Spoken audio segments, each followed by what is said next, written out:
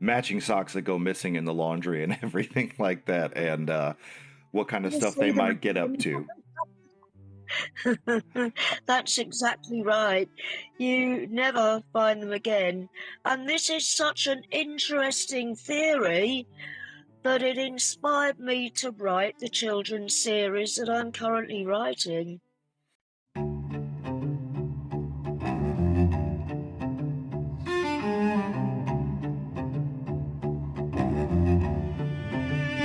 Fitz of Writing.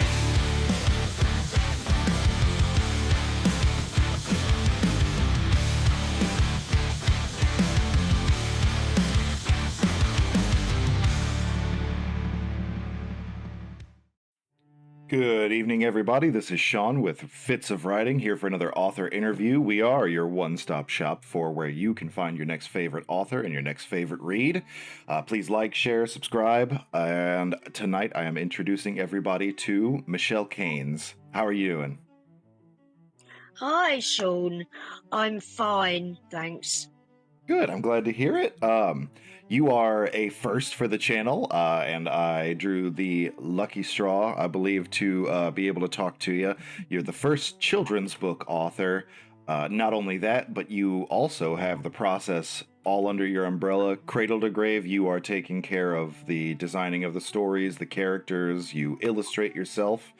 You made a point to let us know that you do not use any AI, and I think that that's something that should be lauded.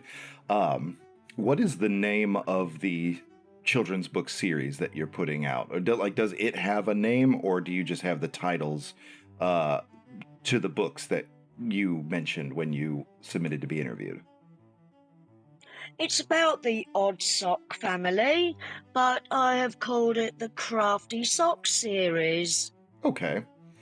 And with it being a children's book, some of the questions that we usually ask folks are not quite relevant, but I wanted to kind of give you a chance to like tell everybody about the series and the characters and everything. And what kind of lessons in the children's books that you kind of wanted to insert into the stories? Is there a large scale one? Is there one per book? How did you go about putting that together?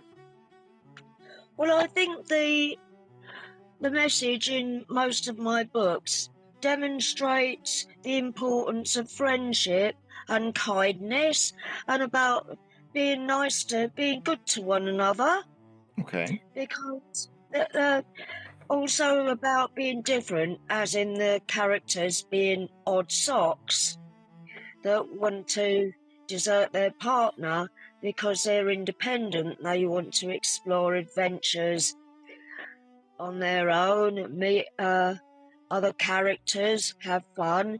So that shows that by being different, that's also something that we can celebrate.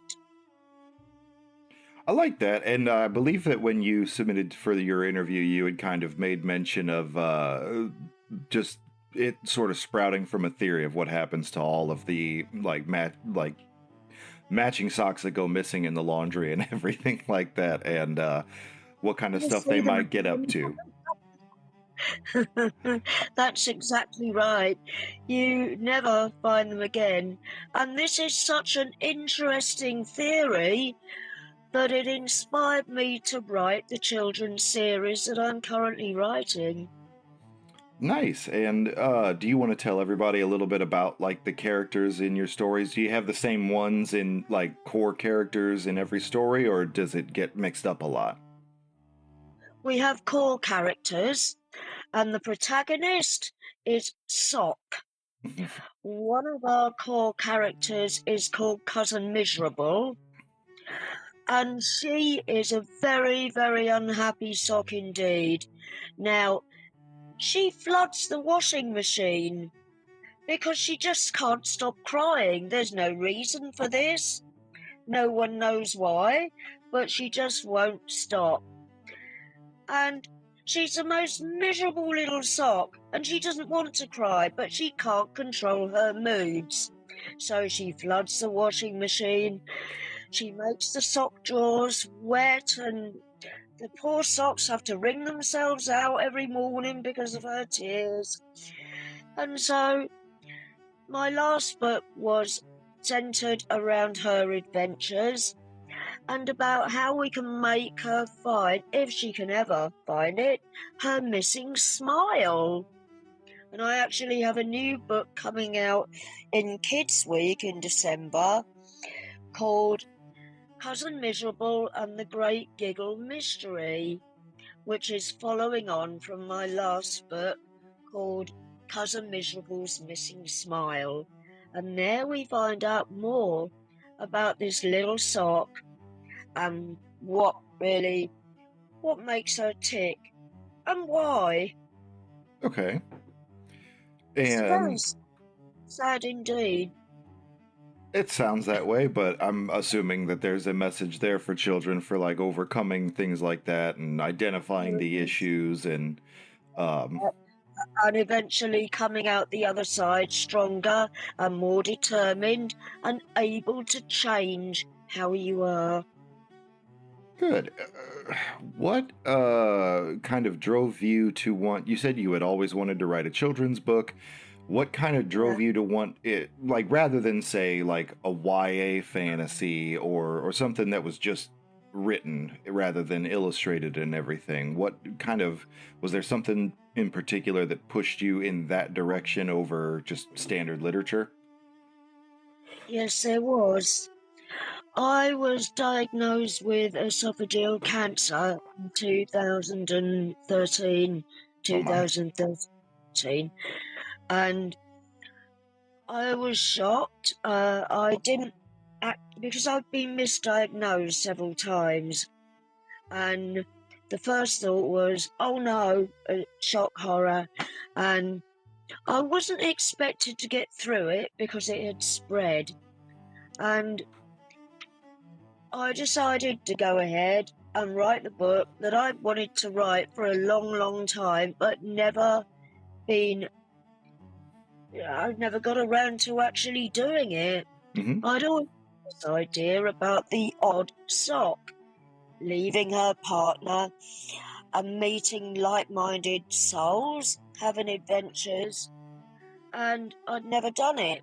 But this gave me the opportunity and the drive to do it, so that at least if I didn't get through my cancer journey, I'd leave behind a legacy for children. No, I wanted to explore my creative side, and going through chemotherapy, I I pushed myself to be able to do this, and that resulted in me writing a series, a follow-up, and then it just continued, and I added more and more characters to my books each time and created a little bit more as we went along, Okay. including the boy socks who arrive later on in the series, who come from a broken down tumble dryer in the back garden. Okay. And the socks meet the Footwear family, who involve the very, very adorable shoe sweetheart, who's a little pink shoe with a stiletto heel that keeps breaking. And then we've got Uncle Doc Martin, Welly Boot, we have Big Boot, we have the pink furry slippers, who are the eyes and ears of the Footwear family. I gotcha. Spies, in other words. Spies. Yeah, spies. International slippers of mystery. I see. Exactly. Exactly. Call it a sidestep question, but I was curious about this. Like, since you do handle this from the beginning all the way to the end with the illustrations and everything, about how long are the books? What ages are they intended for? And how long does it take you to, like, from, oh, I've got an idea to hitting the publish button? It varies. it depends really how much time I've got and I spend on doing it, because I live with a friend. It's a platonic thing, but I cook dinner every day. I do the shopping. I do all those normal things, housework, cleaning up, blah, blah, blah. So I try to keep time back for myself and my writing. And then when an idea comes along, I'll jot it down and then I'll work on it if I'm not going out over the weekend. And some of my writing can take one book. It can take over a year to write. The illustrations take the longest because I do them by hand. Like I've mentioned, I don't use AI. Everything I do is by hand, freehand, and I use watercolor pencils for the artwork. Okay. There's a lot of painstaking detail involved in each illustration. Each book is different. Most of them are chapter books, but Cousin Miserable's Missing Smile was a short picture book that I'd written, but the follow-up is a chapter book with about 15 to 16 illustrations, maybe a few more, I can't remember. So I did that in a slightly different format because I wanted to add more colour, more illustrations, more depth to the book as we go along in the story. Okay. That's not out until December. Well, hopefully you get a big amount of attention for it and everybody can start following you. You and I started talking on Threads, I believe, right? And are you getting Yeah, I pop on there now and again. with the a question about the illustrations? How do you get those to be digital? Like, do you just scan them in once you're finished with them and the paintings are dry? Is there a big complicated process with creating a book to be published? I don't know. I really don't know anything about that. Is as they are. I do not digitally image them at all. They're untouched. I like to keep freehand, totally freehand, and that is what you see in my illustrations is what I do. How do you get them into the format as the books are published, though? Like, I send the illustrations across to my publisher with the book, okay, and then them inside, so they do it from their side. gotcha. Okay. And what? I have so many questions. A lot of them are about the process and everything. Just because I've published a book, like a standard literature novel with just the prose and everything. Yeah. And the only image that was messed with was the cover. So I don't really understand much about how books with illustrations get made. So you have a publisher. Did you have query them, or did you reach out to them? They're called Fae Corpse. Say that one more time. Fae Corpse, FAE Corpse. Okay. CORPS. And they published three of my books now. Okay. Do they typically deal in children's books, or do they do everything? I don't believe I've heard of them before. They have a website. They're online. And Duotrope, I think they're on there. Okay.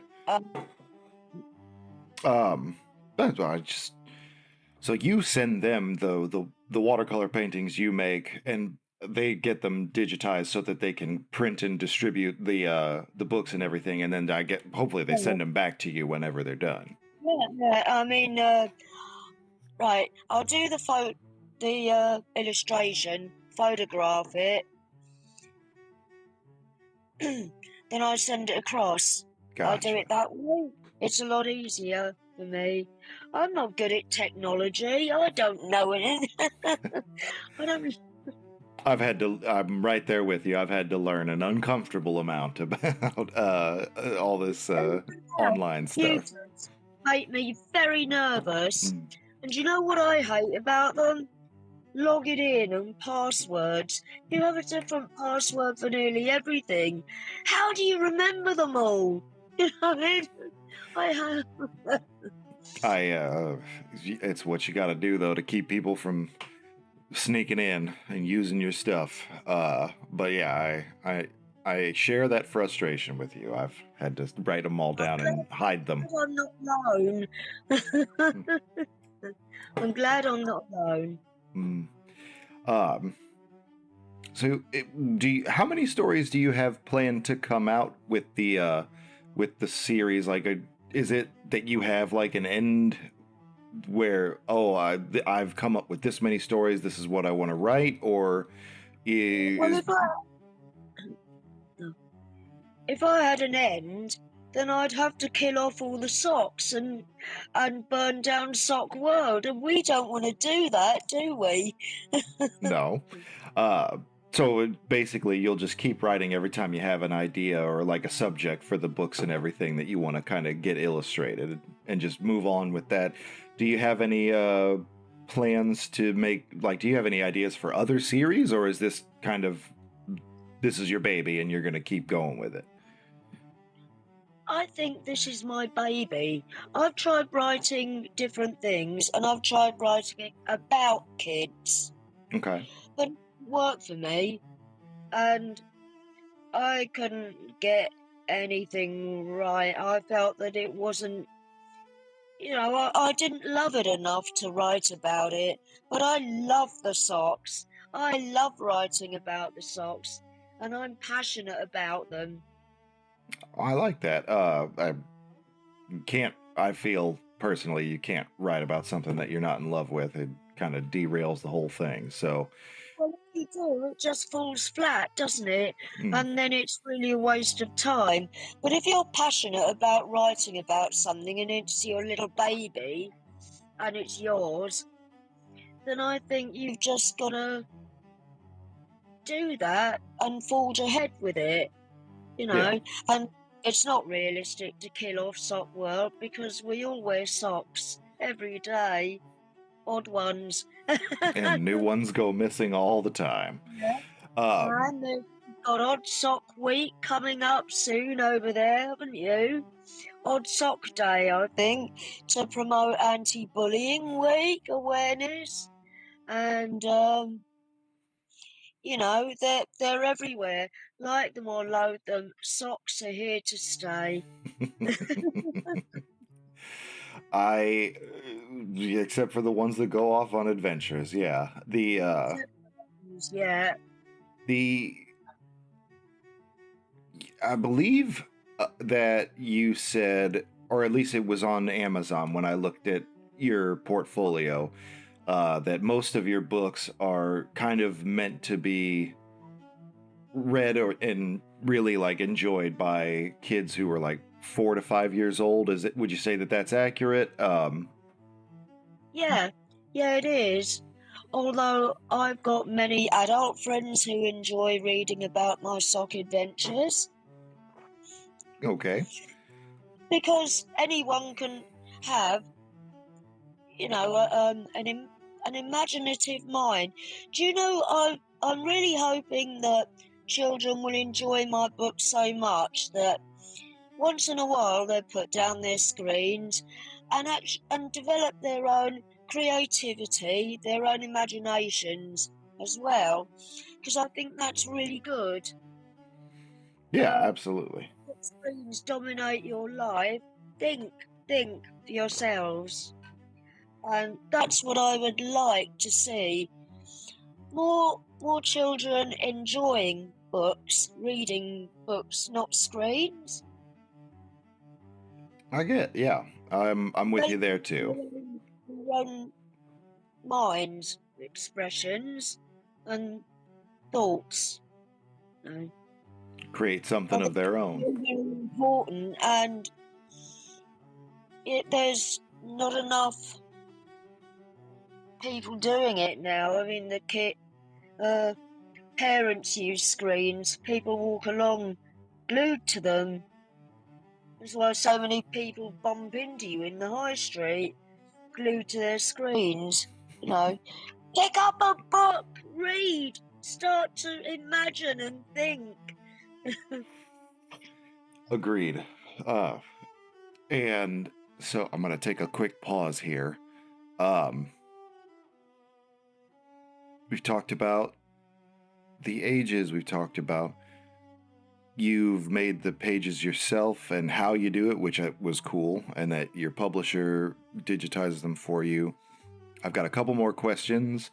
Um, what I wanted to ask you is that, like, is there anything else that you want to make sure that I hit on before we like get to following you and where to buy your books and everything like that? Well, it's important to mention my website. My website's got a couple of my telly interviews on. I think the Brighton Live interview is still on it. Okay.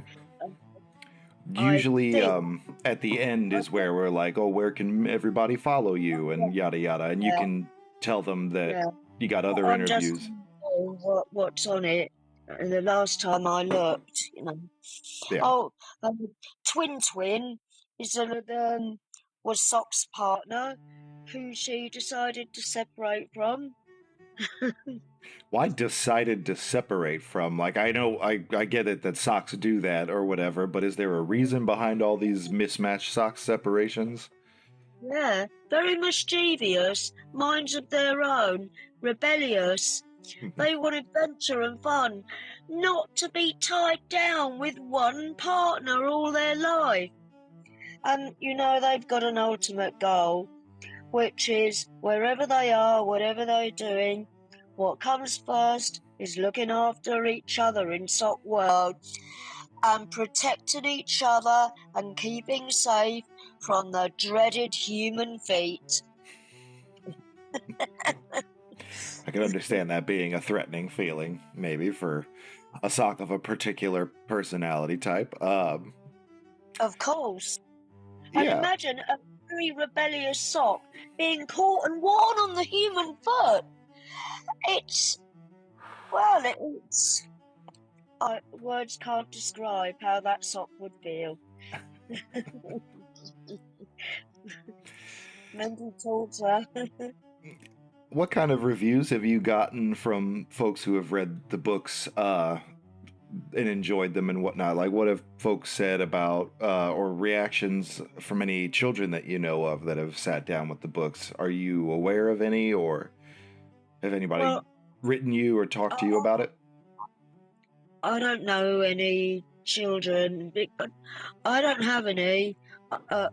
I'm not a parent, and so I don't know any other mothers with kids, so I don't have that circle around me. Okay. But it was my baby that I created during my cancer treatment, and also because I wanted to create something.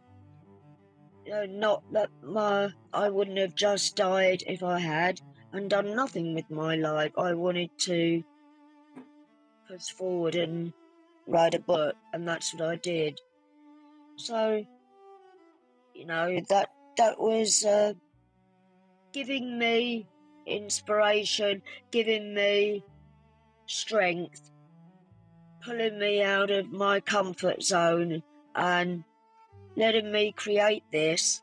But from people who have read it, a couple of my friends have said to me, this would be really great if you could get that on, for children's cartoons for TV. Hmm. How fantastic it would be if that was made into a series.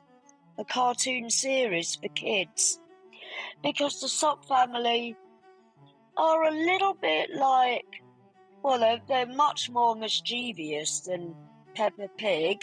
There's an element of Peppa Pig about them because they're in the same genus. They're small, they're cute, and they're funny. I like that. Well, I haven't the foggiest idea on how you get a children's show made, especially not in the Oh, UK. But um, is that something that you would? Is that kind of like a lofty dream for you to see that be translated to television at some point, or is that would be amazing for me. That'd be a really, really big achievement, and that is my end goal. That is what I want more than anything in the world. gotcha? Well, we've got to get people to get their eyes on your books, so that they can start pushing for that as well alongside you. Where are your books available at though? Like, where do you have like a preferred place for people to go and buy them from? Are they on any bookshelves, or are they available like exclusively online? There are a couple of shops that that stock them. One is in Northern Ireland, one is in Scotland.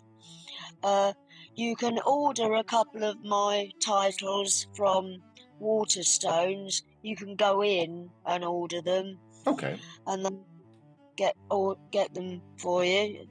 In particular, Socks Behaving Badly. Uh,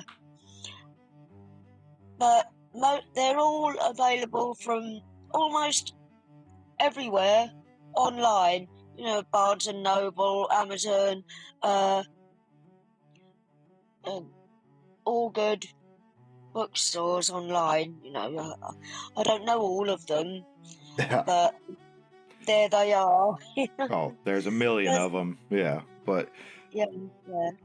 okay, good. And as far I do want to kind of reiterate that you've got another one coming out in December, and this one continues the story of the cousin Miserable, right? Yeah, So anybody Cousin who's Michelle a fan is of hers. manipulated by a vicious sock with evil intentions called Sir Chuckleberry, who hides behind a kind, generous, caring facade, promising the socks all sorts of things when he's really got a motive to rule and control Sock World by magic potions. Oops, I shouldn't have said that. This is going on to my new book coming out, so there's a little clue about what's to come. Whoops. Very well placed. I like that. Okay. Well, do we have like a strict set release date, or do we just know it's coming out in December? It's coming out in Kids Week in December, which is the first week. Okay. I think we have done it before on around the 4th of December, I think was the date we had last year and the year before, but Gotcha. I'd Uh, have to confirm that for definite.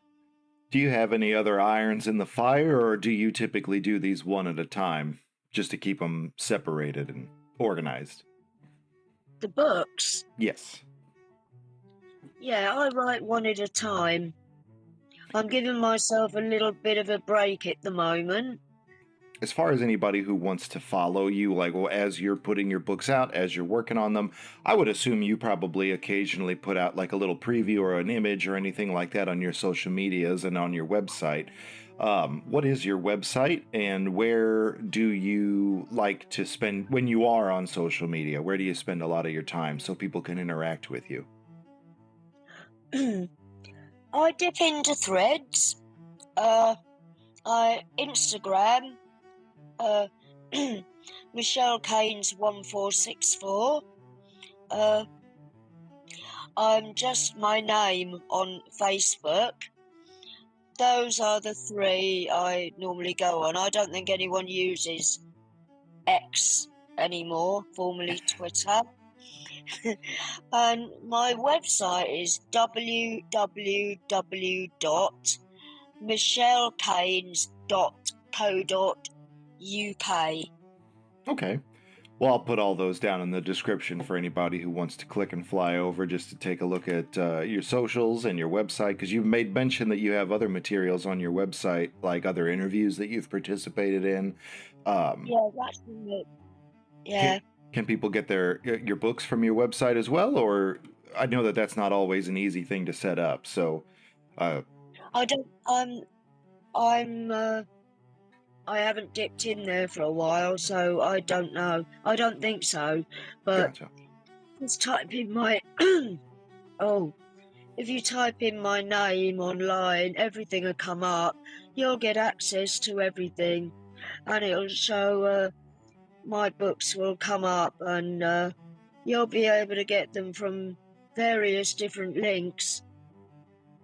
Good. Okay, perfect. So, I had the same thing when I had an author's website too. I could not figure out how to get all that going with purchasing the books directly from anywhere in particular. So I wound up just putting links to Amazon in there. It sounds like you've given a lot of thought to these characters and everything. I think it would be a good thing for children to take a look.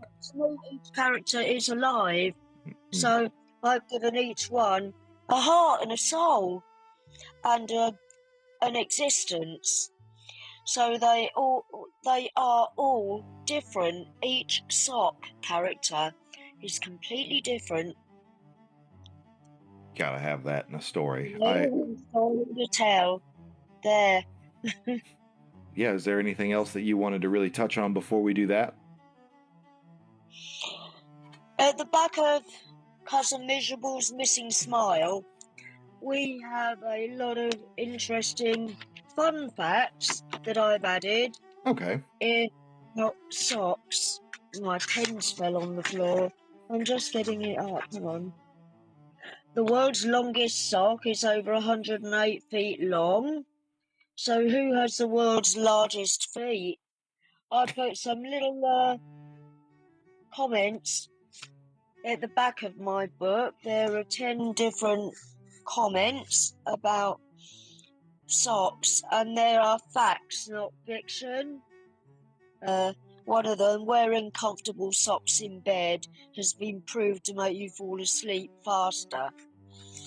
But basically, I'd like to say that, I'd like to see children putting down their phones, picking up that book, and if they have an interesting idea, writing it down, using their minds and their imaginations, and if they're creative, I would encourage that 100%.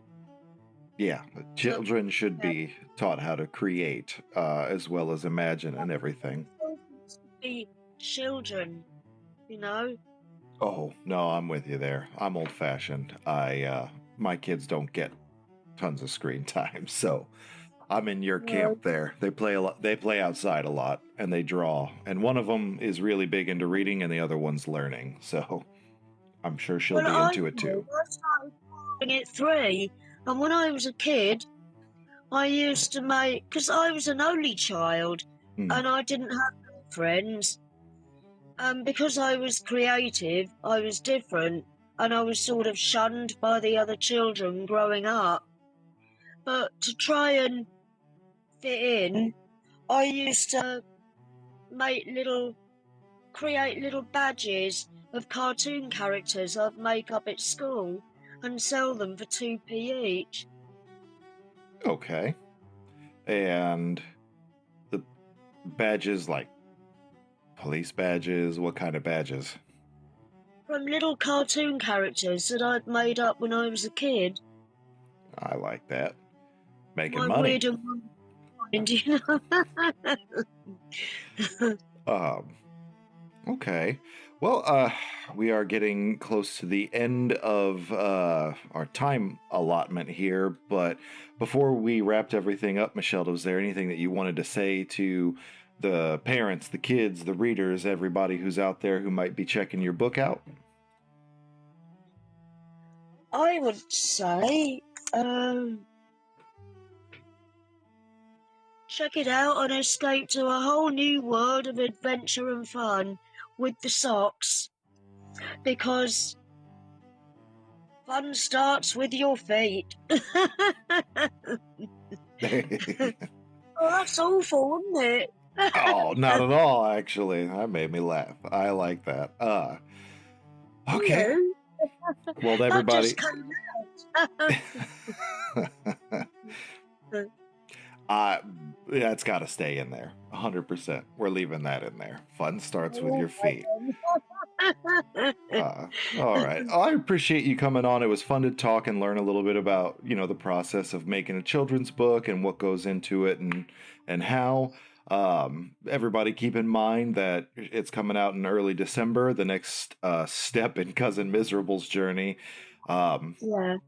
and leave a review for Michelle if you take a look at these and you read it. It helps authors get their books into the algorithm. If you have any questions that I didn't ask, that you're wondering about the socks or writing children's books or anything, put it down in the comments. On that note, I think we're going to fade to black.